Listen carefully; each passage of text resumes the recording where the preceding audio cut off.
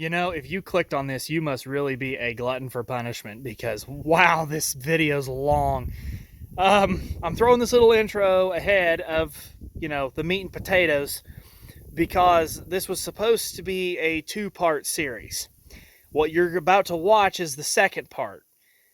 It's going to be its own standalone video. You can ignore all references to part one and part two because I'm only doing this one. What would have been part one was doing the passenger side. The video you're about to watch is doing the driver's side here of the rear suspension.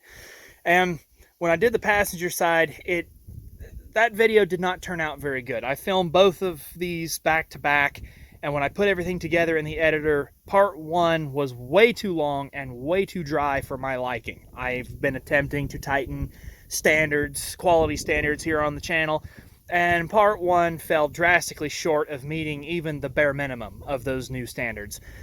So, because I did invest the time in editing it, and I don't want it to be a complete loss, I've made it an unlisted video. So what you're about to watch is really the important thing, but if you really want to punish yourself, you can go watch the first video.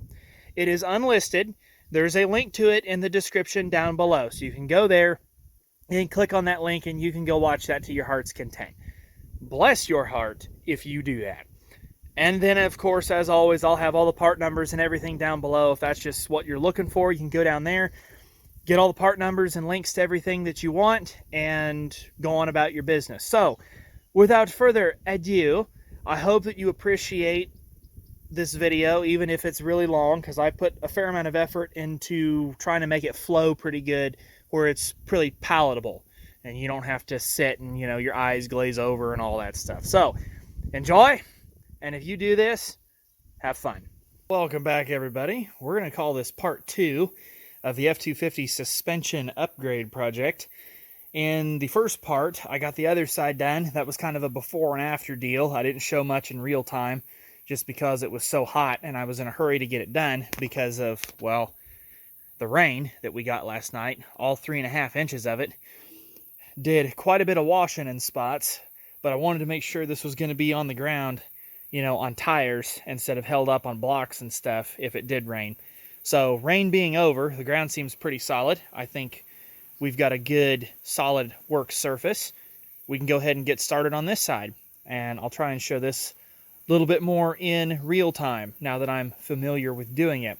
So for those of you that did not see part one, I'll put it in the description. But if you want a quick refresher, basically, for a while now, I wanted to upgrade the leaf springs on this pickup so that it would hold up a little better when I put a trailer on it. And I got in an accident the other day and bent the passenger side leaf spring, which is over here, and so didn't have much of a choice but to replace it all.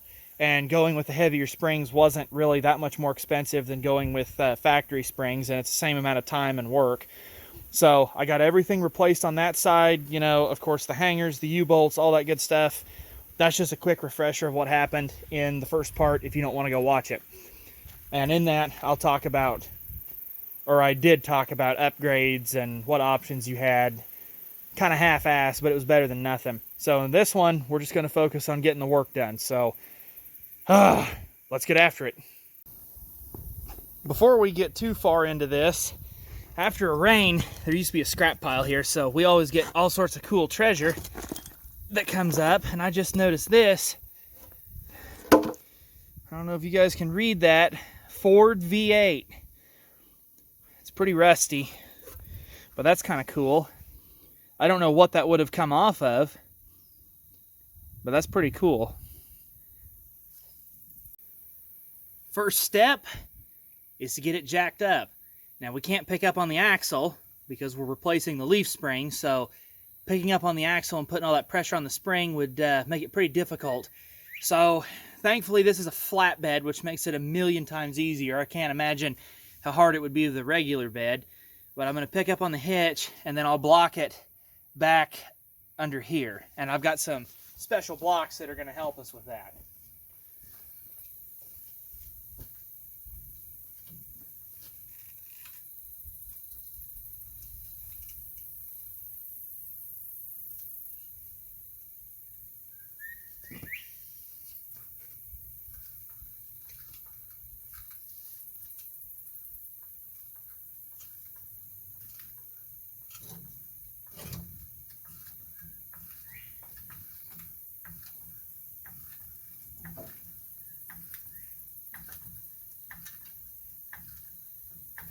And yes, the front tire is blocked up. That's probably sketchy enough, wouldn't you say? So now we can get this in here and that in here, like so.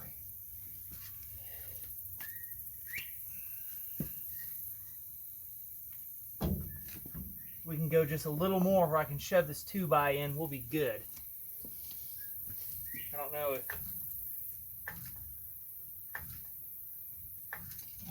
it's about the limit of the jack. There, perfect. Make sure we're all good.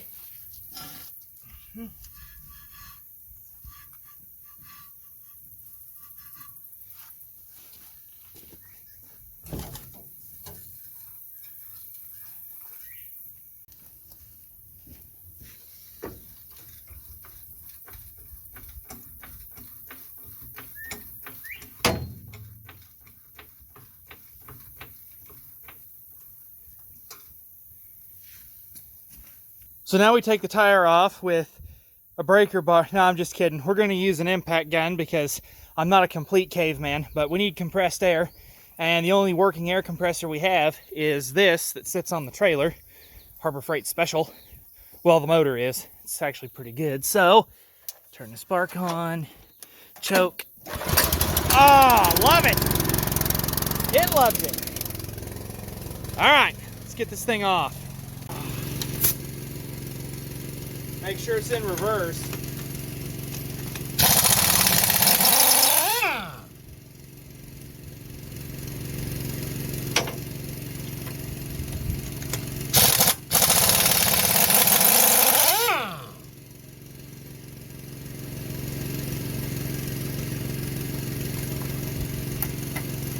Of course, I turn the camera on and all the lug nuts want to stick.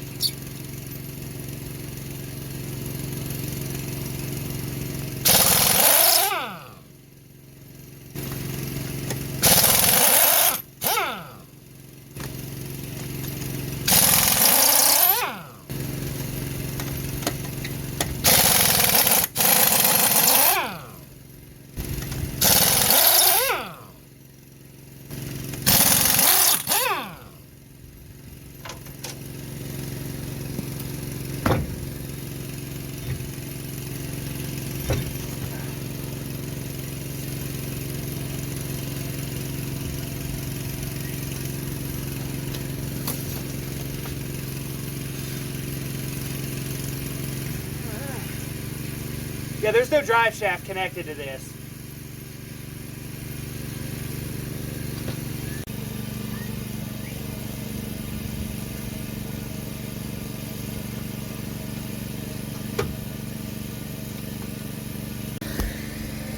This side's actually a little bit better than the other side just because, well, it's not broken. Well, it's not broken here and stuff like that. So, experience has taught me that you can sort of get a socket, an impact socket on this. I may have to break them free with a wrench. I also should have soaked them last night or started soaking them in PV Blaster because that's what I use on the other side, and all the hardware came off without a major fight. I got to be careful because I have to reuse this front bolt, assuming it's not completely rusted out. These back two are going to get replaced, but I just got to make sure stuff comes apart as good as I can get it apart. So I want to soak it, but first we need to clean all this off. So the easiest way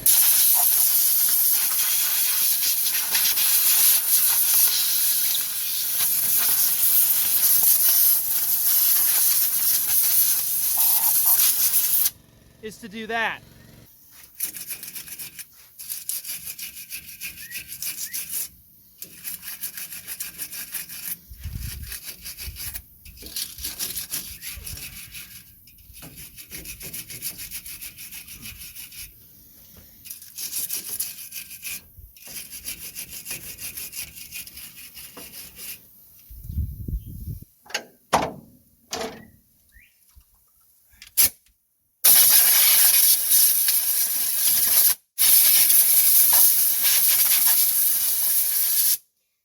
So these little bad boys, I got this at Walmart for like $5, and I think that included the male fitting that I got to put in it, because it doesn't come with one if I remember right.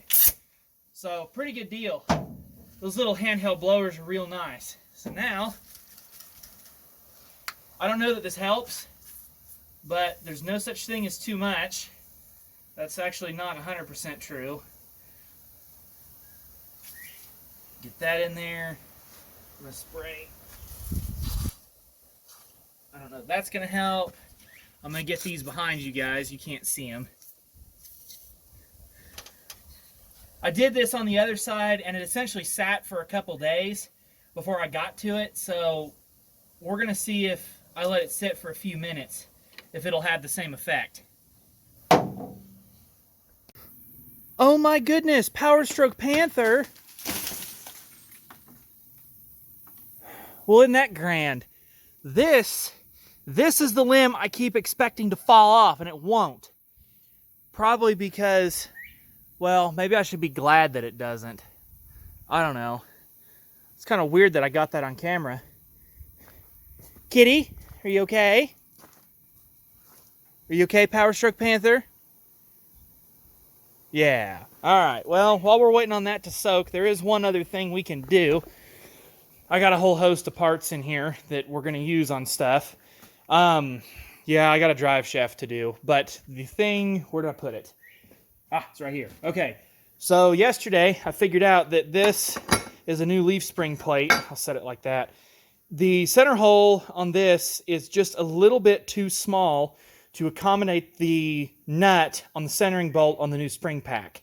So I have to drill this out a little bit. It doesn't take much. That step bit there went right through it. And yes, we use Ryobi power tools. I don't want to hear the complaints. But the nut that I'm talking about is right here. This is the bolt that keeps all the leaves centered and held together. There is a small little, I guess, puck on the back is what you would call it, and it sits right in here in this block, and that's what centers the spring pack on the axle. There is a short side and a long side to the spring pack. As you notice, the long side goes to the back and the shorter side goes to the front. But on this particular spring pack that I got, the bushings are already pressed in it, and there's really only one way that it can go on, because this is an M18 bolt and it will not go through the spring eye back here because this is smaller. This is meant for a M16 or a 5/8. It's getting 5/8 bolt. But I'll go over all that again when we go to put it on. So I'm going to drill that out, and we'll just wait on this to soak.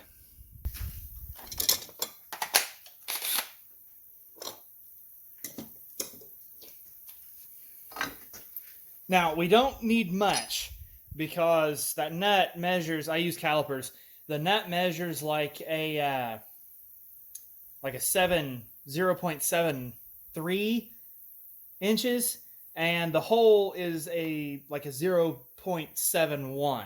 So we really don't need much. If you take it out to 3/4, that's going to be more than enough.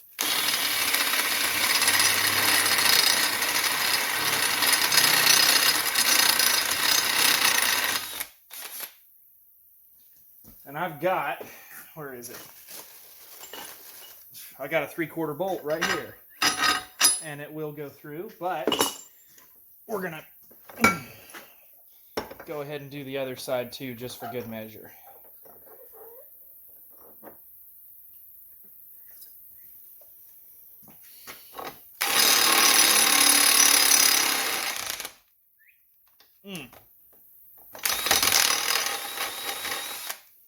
There, now that should pass through there. Nice and easy. Okay. So, on the other side, I pulled the U-bolts off first, and then I did the front and rear hangers. But on this side, I think I'm going to do it backwards. I'm going to pull the front and rear hanger bolts out, and then I'll drop the U-bolts. I think that's how I want to do it, because the axle's already down and blocked. So I'm going to try that, and I'll let you know which method works a little bit better. The nice thing about a lot of this stuff is it all takes a 15/16 socket, so we'll see if this is going to work.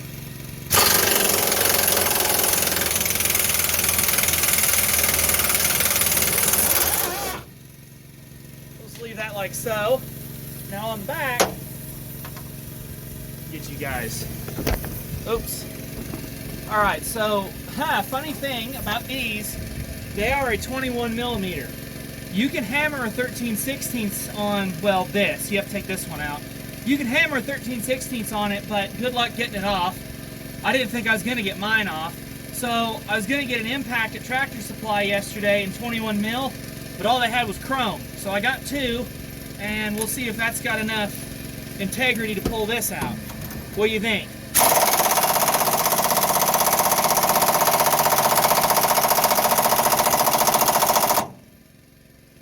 How embarrassing. How embarrassing. It doesn't like that. I wonder why not.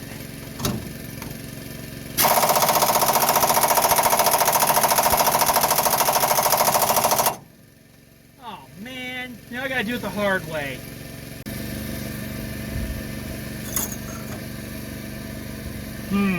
I don't know if that's gonna hold. What do you guys think? Place your bets. I'm gonna bend this. That's not gonna come out. Oh, no, it moved. It did move.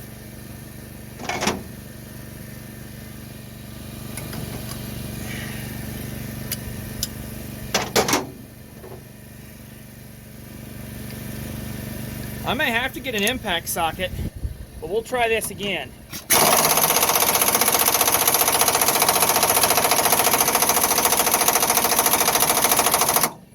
Damn. In the interest of getting the socket back off, we're gonna do that. I'm even gonna use my good socket.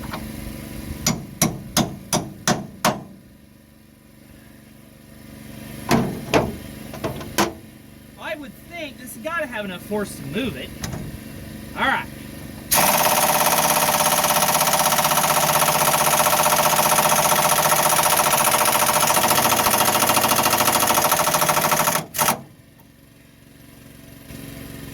Oh boy, we've committed now. We have.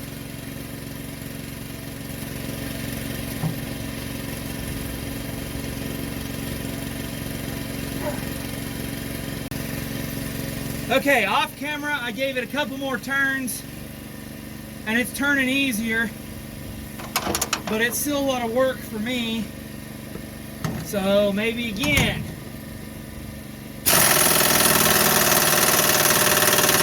Oh, come on!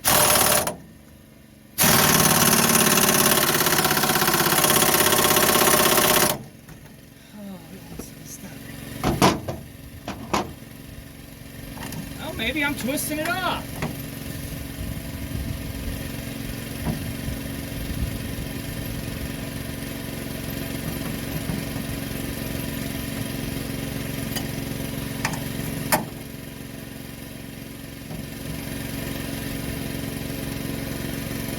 So there's no reason why that shouldn't be turning, because I'm turning it by hand.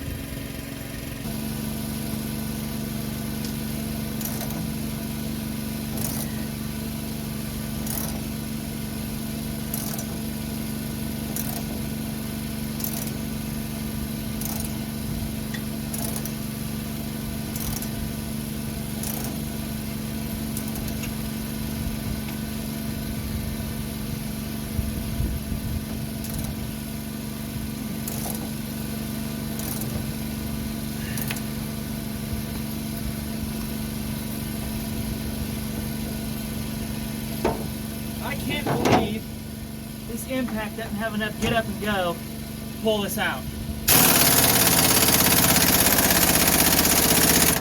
Because it ought to.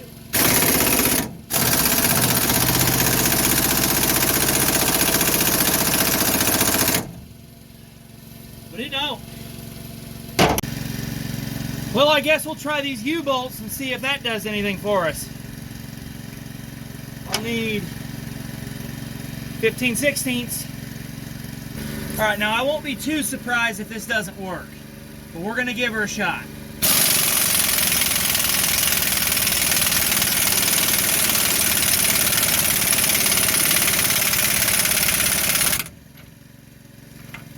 some.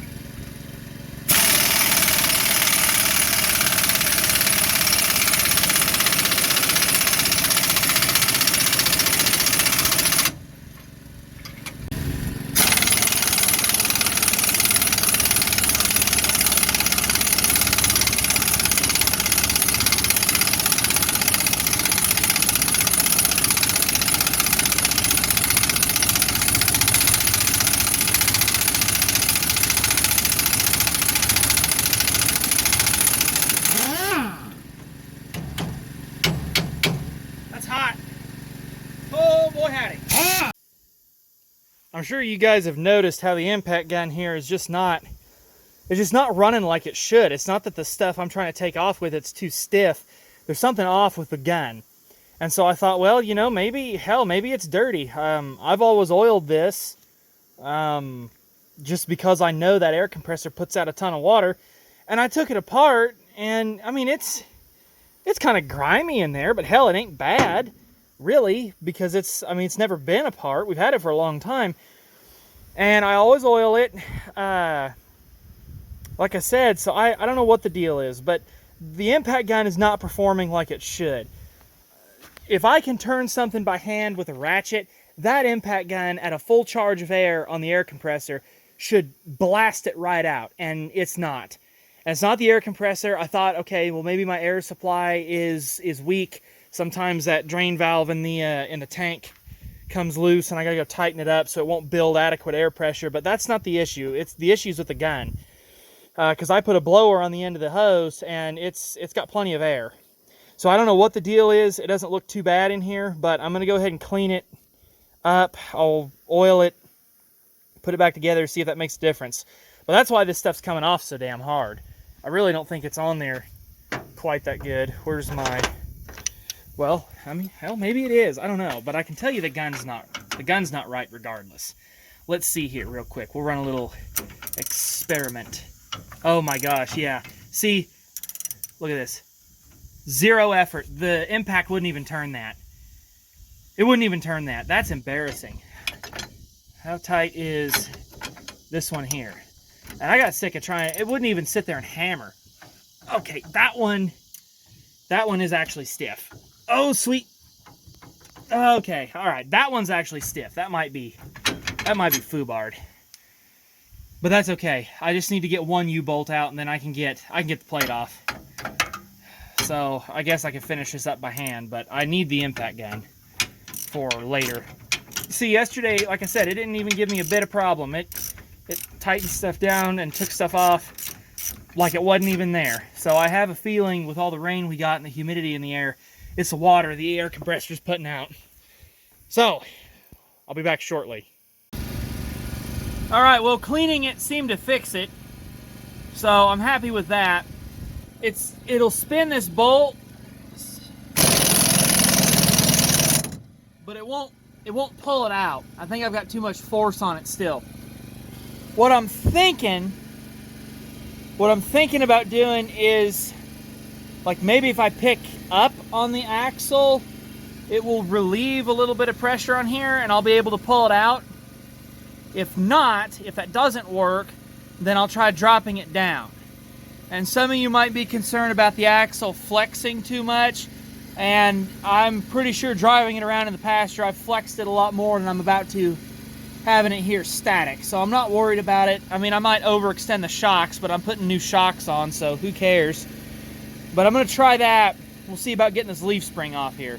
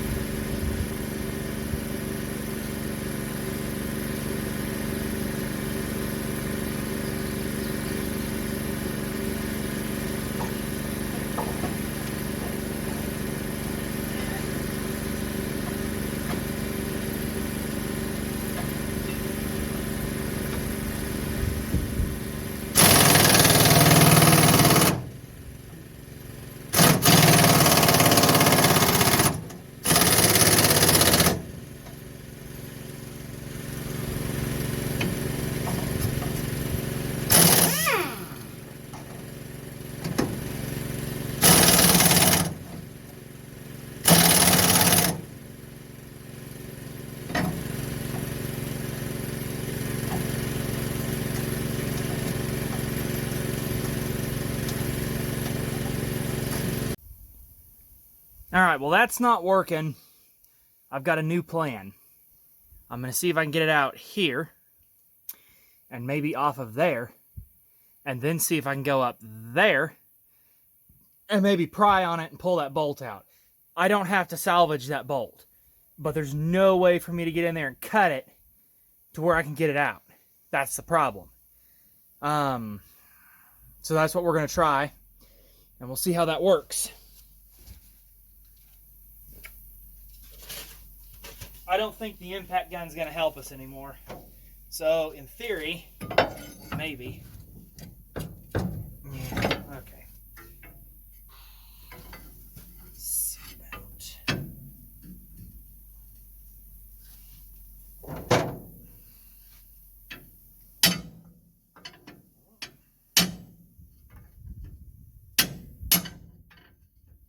We just get it started.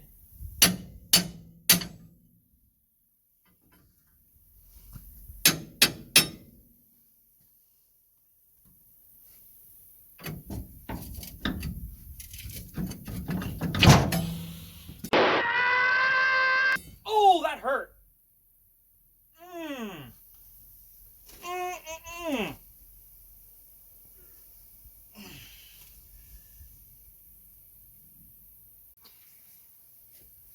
You guys are supposed to stop me before I do something stupid like that. Oh my gosh, that hurt.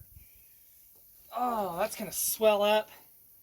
Man, it's gonna be so fun. I just need to...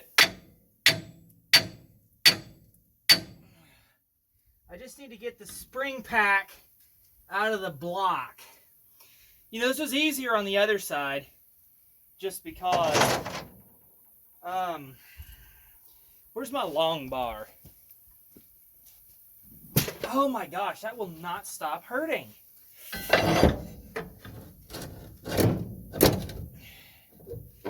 Oh, gotta be careful. I don't want to puncture the fuel tank.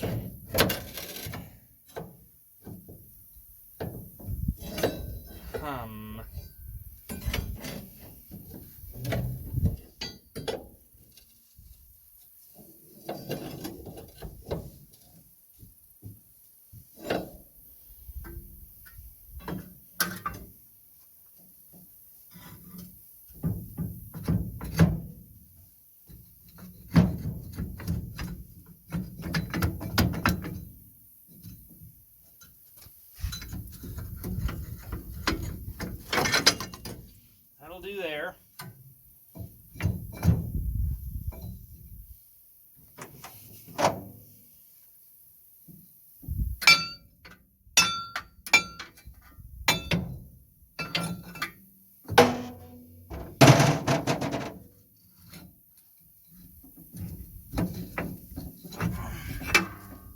Okay, there we go.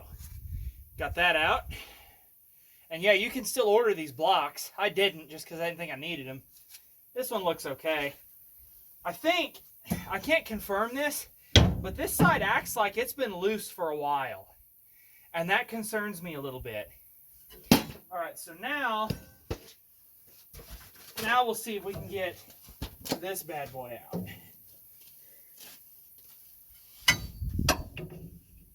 Alright, I'm telling you, my thumb, oh my gosh, it just will not stop hurting. It's really getting irritating.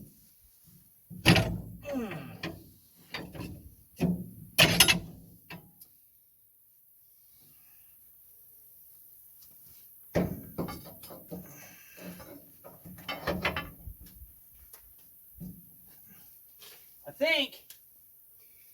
think the bolt's stuck in the bushing, which is one of the reasons it doesn't want to come out.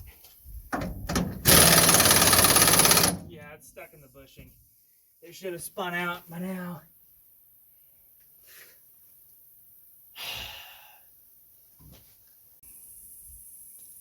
I will fully admit that when I work on stuff like this, I am very prone to, how should I say this, spend more time on something stupid when I should just, destroy it and move on. I will spend a lot of time trying to work a pin out of something when I should just beat it out with a hammer. I don't know. Maybe there's something about me that wants to take things apart the proper way and I don't want to resort to cavemanning it out, you know. Oh, I don't want my first action to be, well, it's being kind of irritating, I'm just going to cut it. I'd rather not. I try and avoid doing that. As a result, though, it usually takes more time for me to get a project done.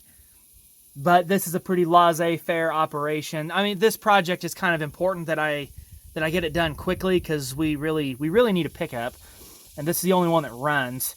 So, yeah, I need to get it done fairly quickly. But back to the point, I digress.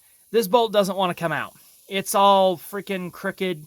I tried getting on the backside with a pry bar and putting pressure on it to pull it out this way, and then simultaneously impacting it out. That didn't make any difference. I thought I was making some progress, and then I kind of plateaued with it. So I loosened this up so it would all flop forward. I'm going to get the grinder. We're going to grind those rivets off. I think that's going to be the best course of action. As some of you might say, well, why don't you just use a torch? I'd rather not.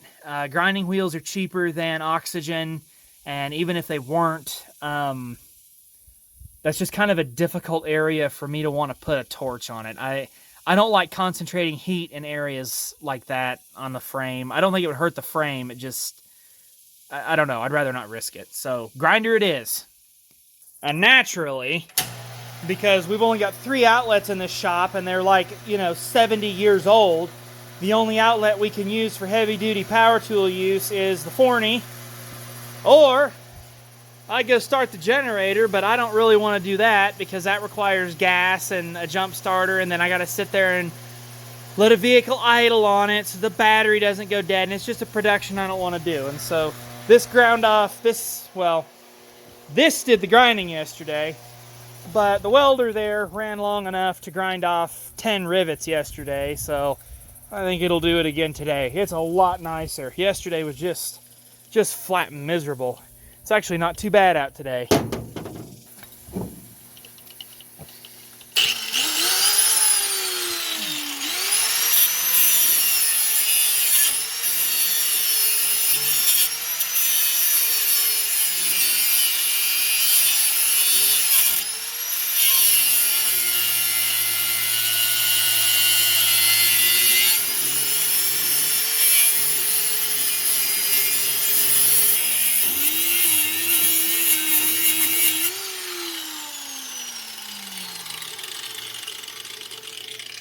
Well, let's see. You think I got it ground down enough?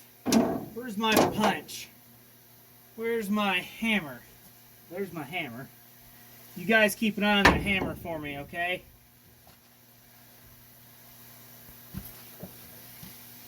Alright, this should come out. It should.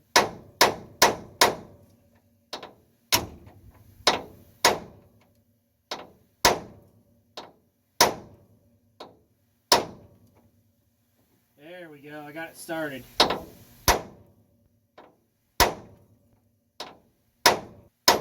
moving, I just don't like it. I've got it ground enough, I think. Yeah, it's still wanting to hang on a little bit, but I've got it started. It's just hard to hold the punch and hit it at the same time. How'd you like to miss?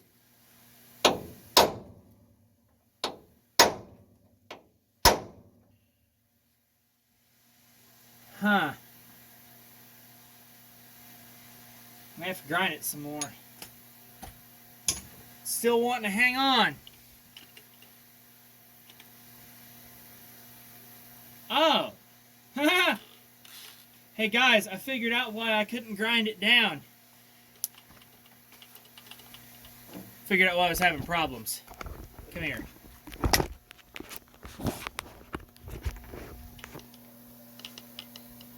That's a cutting disc. That's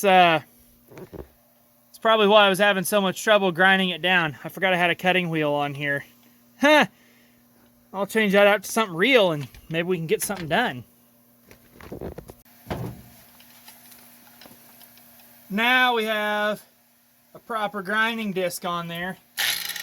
Ought to be able to get that the rest of the way out.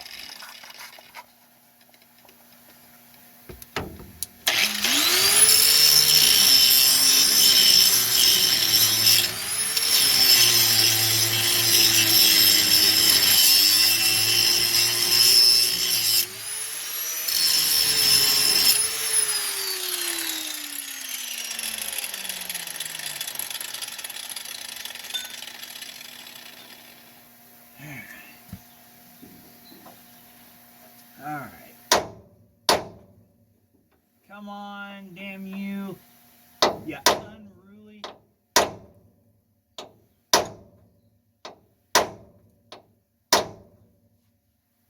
I don't think that's going to come out the rest of the way until I get the hanger off. So that's pretty much the rivet removal process. Grind it down, and then once I get all 4 of them ground down, I'll beat the hanger off with a sledgehammer. So I'll bring you back for that, because everyone loves hammers, right?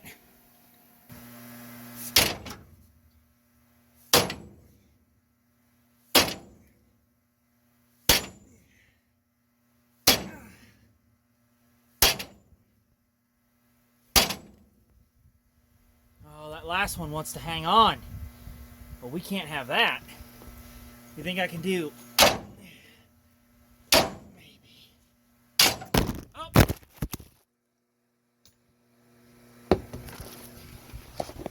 My goodness, it's still recording. I gotta be more careful. Whew, you guys okay? I hope so.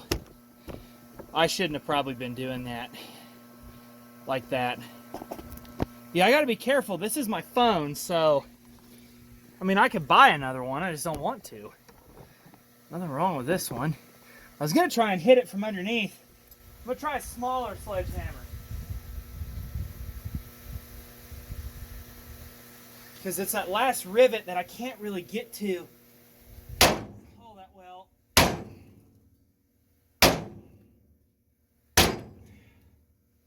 That's giving me problems.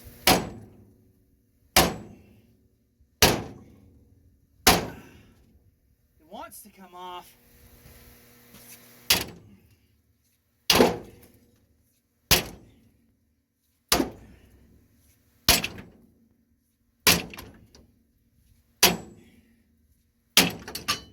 Got it.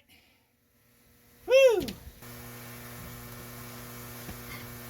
Ah. Woo!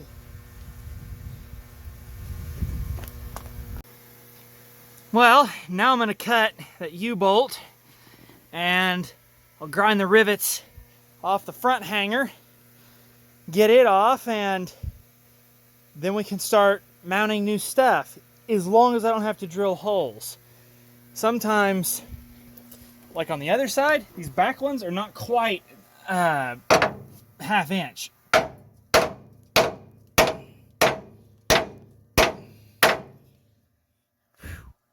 And they're in there tight. They don't want to move. That one did. How about this one?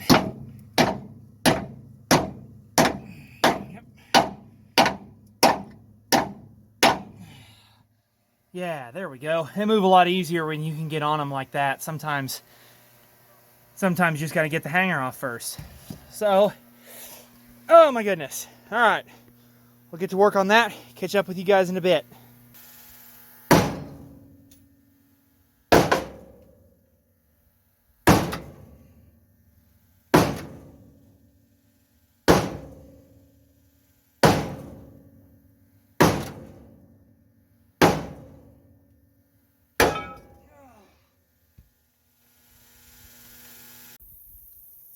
What a lovely Kansas morning. It is the next day. So, yesterday I started getting this front hanger on, and yes, you have to drop the fuel tank so that you can get behind and shove the bolts through. Dropping the fuel tank is not hard. You don't have to disconnect all the hoses and stuff. I mean, you might want to disconnect your fill and overfill lines from here, just so you can drop the tank down a little bit. I would highly advise having blocks under this in case you slip with your floor jack.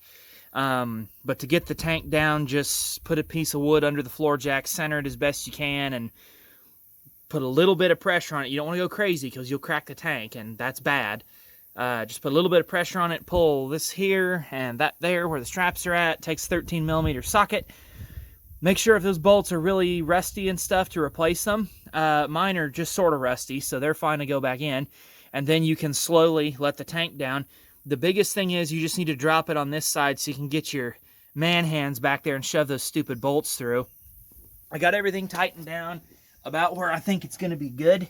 There's no torque spec for this part of the vehicle, because I guess Ford never assumed anybody would come in here and replace these hangers. So they didn't expect anybody to grind the rivets off and put bolts in, even though they said to put bolts in if you weld within 4 inches of a rivet. Don't ask me why they said that. I don't know what effect it would have. Maybe that's just the nature of rivets, that they want to kind of expand a little bit. But these are grade 8 half-inch bolts. They're 1.5 inches long. There are no washers on them. You don't need washers. Just make sure that your mating surfaces between the hanger and the frame are pretty clean. Just go over them with a wire brush, preferably on something automatic so you don't have to work so hard, and then tighten them down. So what do I tighten them down to? Well, here's what I do. You can use a breaker bar, but I got the Harbor Freight torque wrench here. I have it set on sort of 150, kind of. It doesn't always want to stay there. And I tighten all these down until it either clicks or it feels like it's about to click, but it spins. And then after every one, you have to say, this is the most important thing, you have to say that's not going anywhere. If you do not christen each one of these bolts with the verbal torque spec, it's going to go somewhere, and that's bad. But just for extra insurance, what I'm going to do here after a bit is go to town and get more lock nuts, and I'm going to put lock nuts on each and every one of these bolts just to make sure that the regular nuts do not back off over time. So that's how I tighten them down. But really, as long as you can put a fair amount of force on, so let's use this one here as an example, because I think it's actually spinning. So, I mean, I can get on here and, sorry, let me get in the right angle. It feels like it's about to click, but then it spins. Well, the problem is to get on the backside in the frame to hold that bolt head is going to be extremely difficult, and that is what we call tight enough. It's not snug, it's not firm, it's pretty tight. It's just the bolt head wants to spin, but as long as I ensure that that nut's not going to back off, we should be okay. Would I recommend Loctite? No. I don't think you should put Loctite on these. It's bad enough that I feel lock nuts are necessary. Loctite seems just a tad overkill. That's just my opinion. Like I said, you're kind of on your own here if you're putting this stuff in, so you do whatever you feel is best. If you think it would be best to put Loctite on, put Loctite on. It's your pickup. So, with all that done, they're going to last a long time. I promise you those grade 8 bolts are a lot harder than the rivets that I ground out, or at the very least, they're just as hard. And by the time these fall out, it's going to be somebody else's problem. Maybe if I get lucky here in a couple years, I'll have some kids that'll do this if they fall out. But it's only got to last another 20-some years and 200,000 miles. So if it'll last that long, then yeah, maybe I'll get lucky and have some kids and they can screw with it, because I don't think I'm going to feel like it. Anyway, front's done. I'll put the tank back up and put the lock nuts on after a bit. Now we'll move on to the back, because that requires a little bit more finesse. On the back side here, for some reason, they did not drill these holes out to where they're 1/2 inch. Now, it's probably because they used, if I remember right, the rivets are an M10 size. And so you think, well, okay, they're drilled out for M10. But they're not, because they send hardware for the front hanger. And it's, hang on here, it's nice hardware. Get my bag of treasure here. I mean, look, it's nice hardware that they send for the front. It's got flange-headed, serrated, grade, well, they're not grade 8, they're 10.9s because they're metric. But nice bolts, flange-headed, and then they send flange-headed, serrated, no, they're not, they're just smooth, but flange-headed lock nuts. So they send nice hardware with this. But if you take one of these, because these are M10s, it won't fit through, which is stupid. You got to drill them out. And my thought is, well, if I'm going to drill it out, I'm going to drill it out to 1/2 inch and put 1/2 inch hardware in, because that's what I have and that's what makes sense. So to do that is pretty easy, because they've already started the hole for you. So as long as you got a sharp drill bit, you should be able to cut through this. I'll drill a couple holes and kind of show you what you can expect. And I can't show this part on camera, but don't put a lot of pressure on the drill.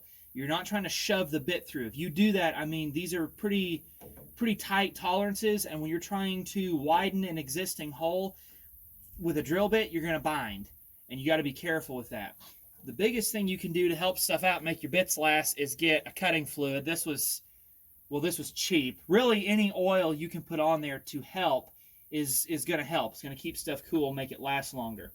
So I'll get this in here, and this is not the right way to do anything. I'll admit that right now, but we'll get in here and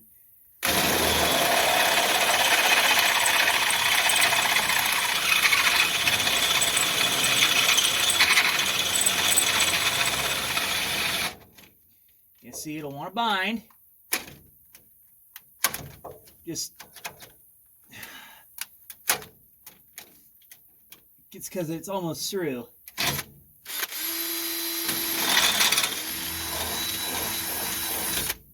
It's really not hard. The biggest thing, like I said, is make sure your bit's sharp. And some of you are probably going to be wondering, well, what kind of drill bit should I use? My advice, which is the advice I get from everyone else, and they're correct, get the cheapest drill bits that you can find, use them a couple times, throw them away, and go get another one. And that sounds wasteful, but I'm telling you right now, if you're drilling something like this, especially if you're not using oil, you might get a handful of uses out of that bit, especially if you're drilling, like I'm making a hole bigger. If I was drilling straight through solid steel or solid plates on the frame, I would have worn this bit out on the other side. But since I'm just enlarging a hole, it doesn't have to work that hard. You can sharpen bits, but you're better off to just buy the cheapest bits, use them a couple times, and throw them away. And I know that sounds wasteful, but think of it this way. You can recycle metal pretty easy. Just melt it down and make it again.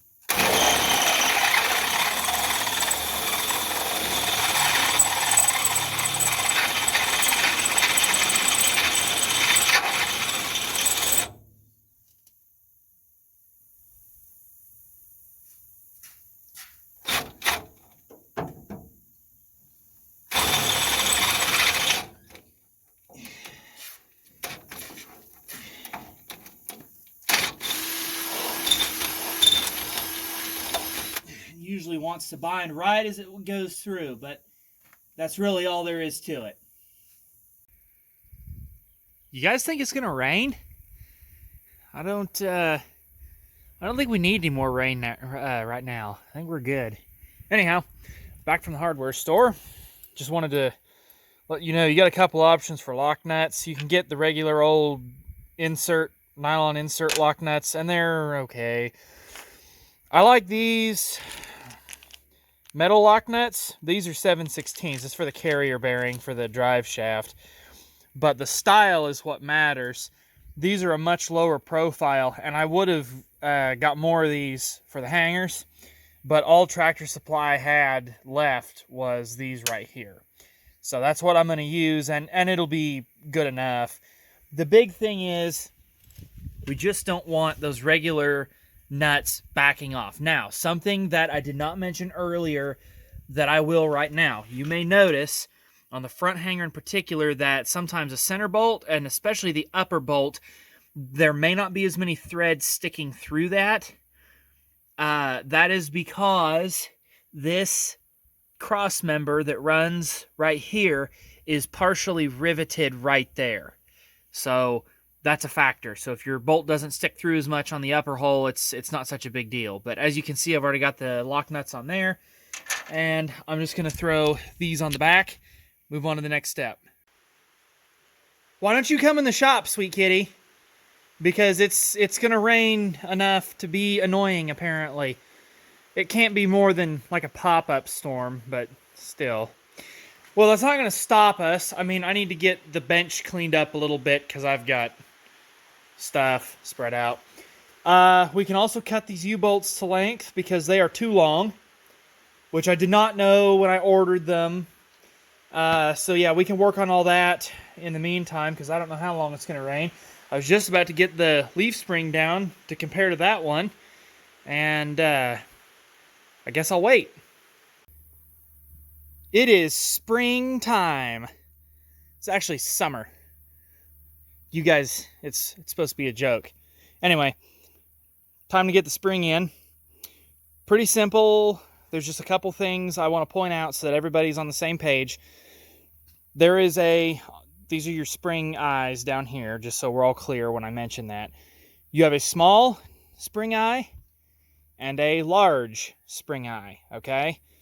You can put the small bolts through the big hole, but you can't put the big bolts through the small hole. This is an M18 by 140 metric bolt.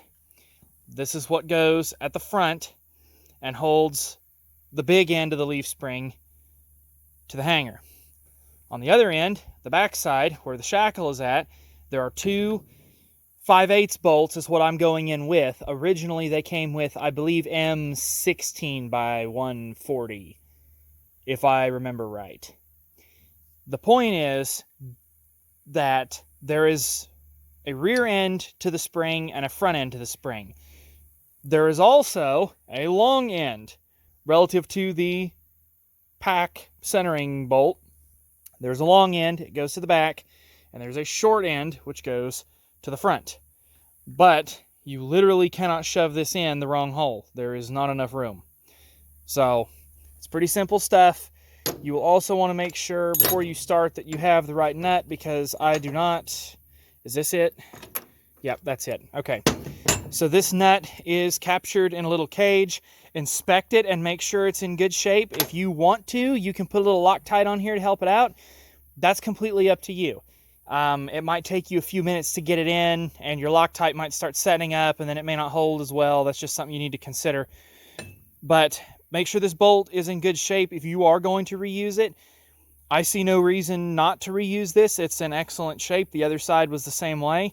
This one's actually in a little bit better shape. It looks a little nicer. The nut looks fine, and it will be okay. I'm going to check everything for tightness once I get it all together. So let's see if we can maneuver this in here.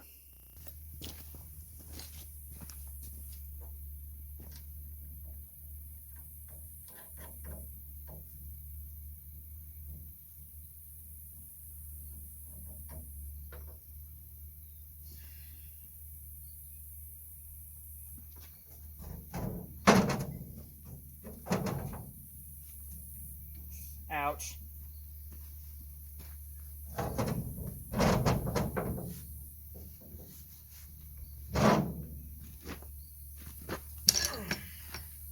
And yes, the spring pack is quite heavy. Freaking parking brake cable. All right.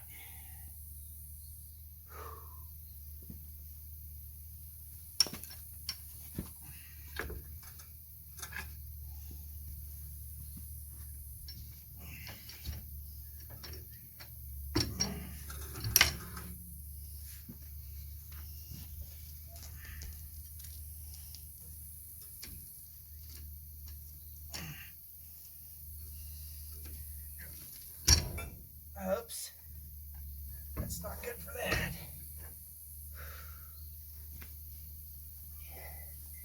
Guys, the spring pack's heavy. Oh my goodness. It's very heavy. Okay. Oh, you bitch.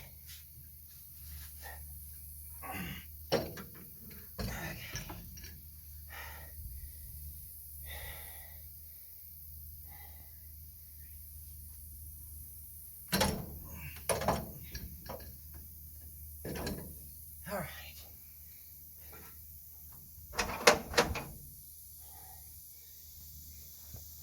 See if we can't get this started here.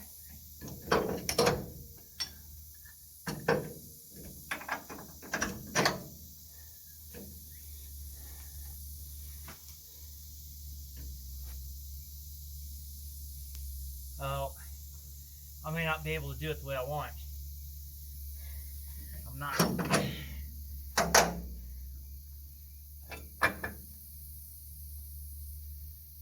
will stay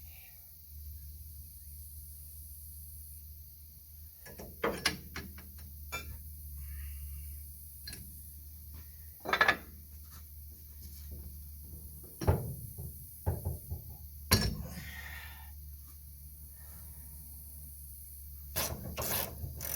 guys made me grab the wrong nut.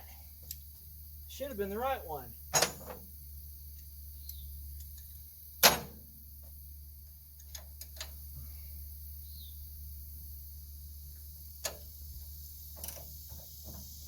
Yeah, there we go.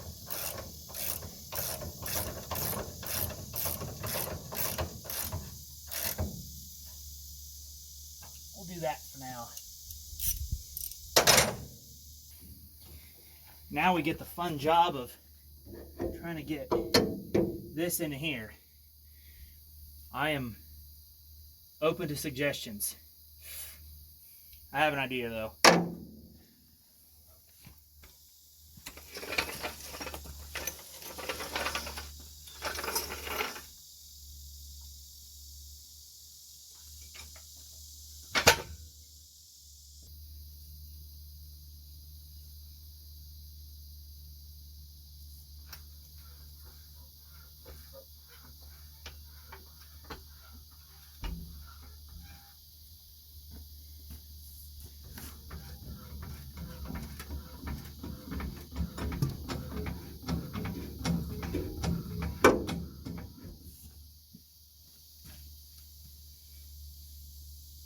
That's looking better.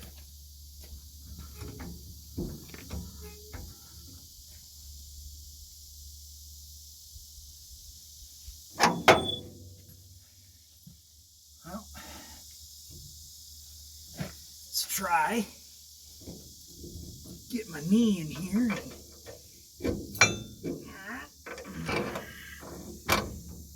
Ah, beautiful. Now, let's have to recenter that.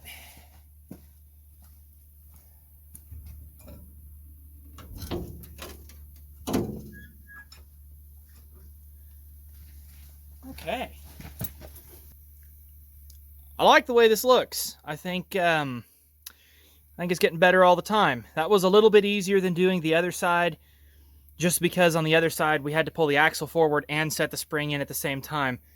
Give me my bucket here. I want to sit down. I'm tired of kneeling. I would definitely recommend a helper. I don't know for a fact how much this weighs, but I'm pretty sure it's like 120 some pounds. It's gotta be.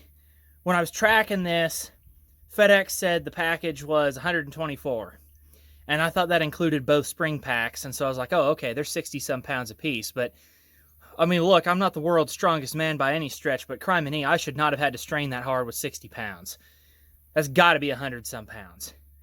That's gotta be. It weighs about as much as a brake drum. Not one of those brake drums, mind you. One of the proper ones. But I digress. Point is, I got it in, and it was easier than the other side. I would definitely recommend a helper. Don't do this by yourself if you can keep from it. For me, not such a big deal. But for you, ain't no need tearing yourself up. Do as I say, not as I do. We'll get those U-bolts in next, I think. Oh my. All right, it's U-bolt time. So, these new ones that I got, hang on. Where's my hammer? This is a hammer.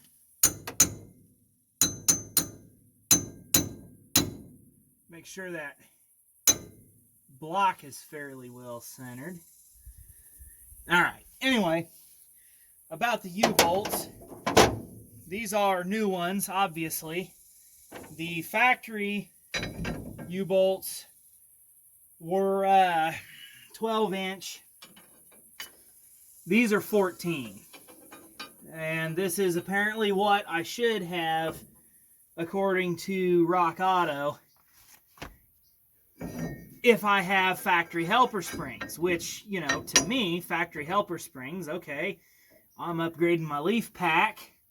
That makes sense. But problem is that these are still way too freaking long. Can't get a socket on. So what I'm going to do, oh damn it, when I get these put on here, is I'll snug them down some with the wrench, and then I'll come in about, oh, I don't know, maybe here on each bolt and cut them off with a cutting wheel so I can get a socket on, and then I'll tighten them the rest of the way down.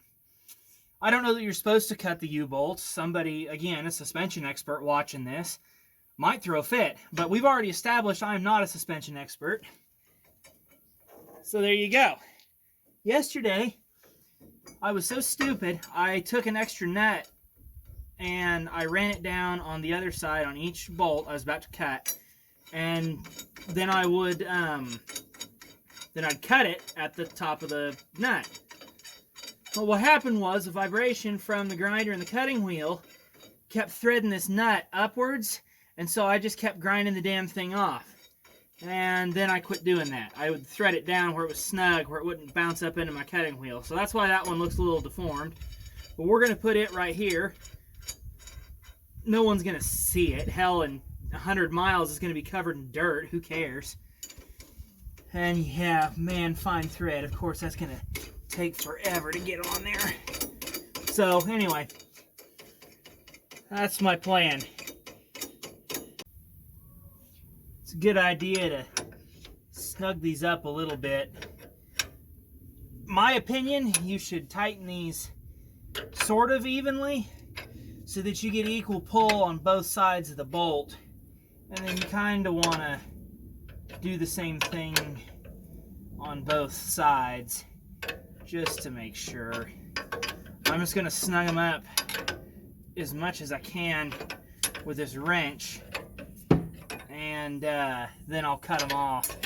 Originally I was going to pre-cut them, and I decided that was stupid because, well, why would I do that and dress the threads if I really screw it up when I could just put them on here and cut them? Hell, I ain't taking them off. This is really the last step. After this, I can jack the axle up and put the wheel back on. Everything else is, well, I still gotta tighten the shackle bolts and such, but that's not the end of the world. That's what the impact is for.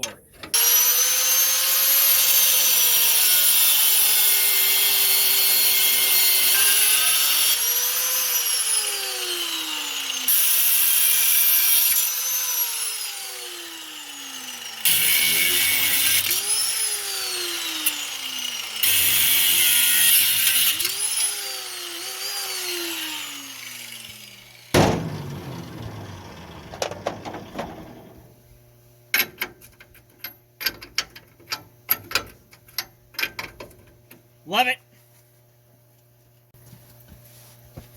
Now for the real fun part. The book says 185 foot-pounds, but that is for factory U-bolts, and they're a little bit smaller than this. The sticker that came on them said, oh, hang on, I got it right here. The sticker that came on it said for a grade 8 5/8 U-bolt, that's a maximum torque value of 256 foot-pounds. Here's what I'm going to tell you. This goes up to 150, and I'm going to check this pretty regularly when I'm done. So I'm going to torque all these to 150. I might impact them a bit, and we're going to call that good. Because like I said, I'm going to check them regularly. I imagine all this stuff is going to want to come loose over time. And again, we'll just try and tighten them sort of evenly.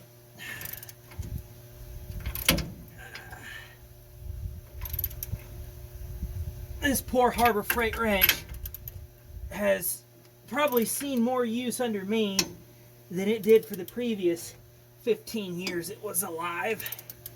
I haven't used it to break anything loose, but I've tightened quite a bit. Rebuilt an entire Ford Focus engine with this thing. So, and that engine still runs. I wasn't supposed to rebuild it neither, so...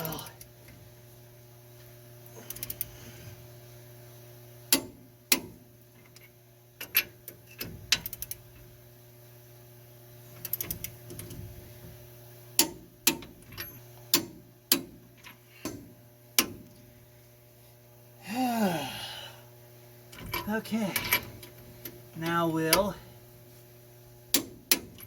ouch, that was sharp.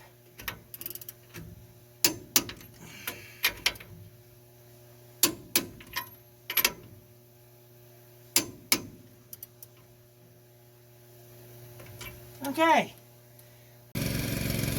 All right, these get torqued to, well, technically 185 foot-pounds.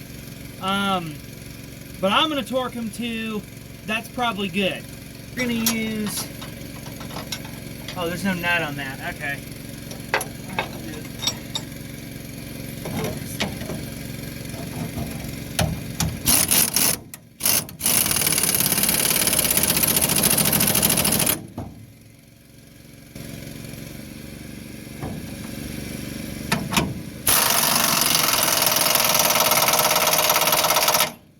Probably good. And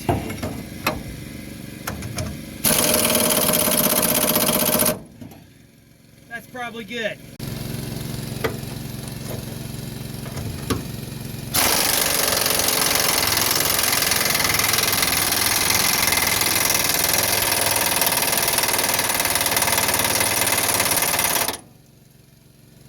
Yeah, that's probably good.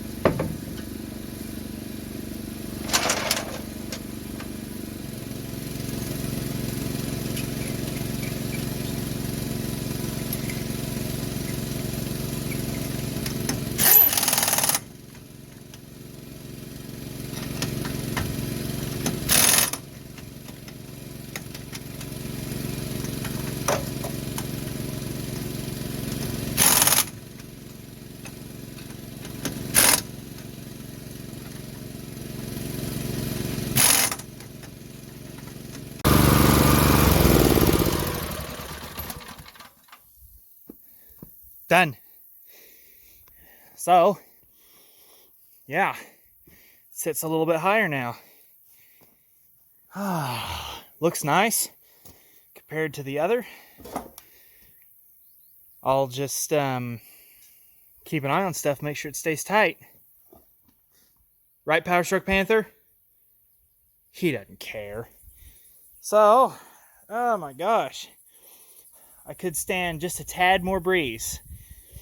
But that part's done. I'm still not finished with this thing, but that's the suspension portion, which is, you know, why most of you are here. I've still got a drive shaft to put U-joints in, and I got sway bar links to put on, and I got a carrier bearing to replace, and all sorts of good stuff like that. But that's not going to be in this video. Haven't decided if I'm going to do a video on it or not. There's the rear half of the rear drive shaft. I got these splines cleaned up. Everything should go back together okay, I hope. And where's the other end of the slip yoke? Here it is. I probably could have reused these U-joints, but I decided since I was going to be in here doing stuff, I might as well replace all that. So, yeah. Anyway, that should do it for this video, I think. I appreciate all you guys sticking around, watching. If any of you are suspension experts or professionals and I have done something wrong, then you better put it in the comments so that somebody else doesn't do what I did and it's wrong and they get hurt or they destroy something. Because I'd feel pretty bad if they did that on my advice. Which, you should always listen to me with a block of salt anyway. But anyhow, yes, just really much better. Just so much better. I will let you guys go. I'll put part numbers and stuff down in the description. If you have any questions, leave a comment. Send me an email. Channel's still small enough. You can send me an email, and I try and get back to everybody within 24 hours, but sometimes I get busy and I forget to check that email. So, yep. Hope you guys found this useful. If you do this, good luck. Maybe don't go with the 4,400 pound springs. Maybe go with the 3,800s. I don't know. In any case, you guys take care, and we'll catch you in the next one.